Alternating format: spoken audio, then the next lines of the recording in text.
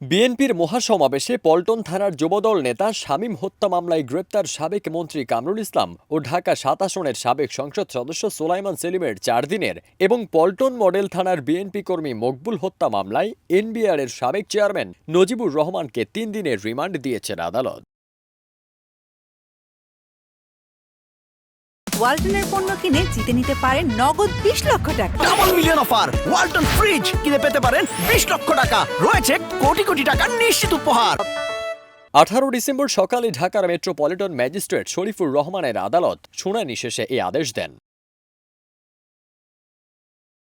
এদিন মামলার তদন্ত কর্মকর্তা মতিঝিল জোনাল টিমের উপপরিদর্শক ফেরদৌস জামান তাদের ৭ দিনের রিমান্ডের আবেদন করেন। আসামি পক্ষের আইনজীবী তাদের রিমান্ড বাতিল চেয়ে জামিনের আবেদন করলে রাষ্ট্রপক্ষে ঢাকা মহানগর পাবলিক প্রসিকিউটর ওমর ফারুক ফারুকী এর বিরোধিতা করেন। শুনানি শেষে আদালত তাদের ৪ দিনের রিমান্ডের আদেশ দেন। ২০২৩ সালের ২৮ অক্টোবর কেন্দ্রীয় কর্মসূচি অনুযায়ী বিএনপির ডাকা মহাসমাবেশকে পণ্ড করতে একই দিনে পাল্টা সমাবেশ ডাকে আওয়ামী লীগ। পরে বিএনপির মহাসমাবেশে আওয়ামী লীগের হামলায় বিএনপির নেতাকর্মীদের অনেকেই আহত হন, মারা যান যুবদল নেতা শামীম। এ ঘটনায় গত ২৪ সেপ্টেম্বর রাজধানীর পল্টন থানায় একটি হত্যা মামলা করা হয়।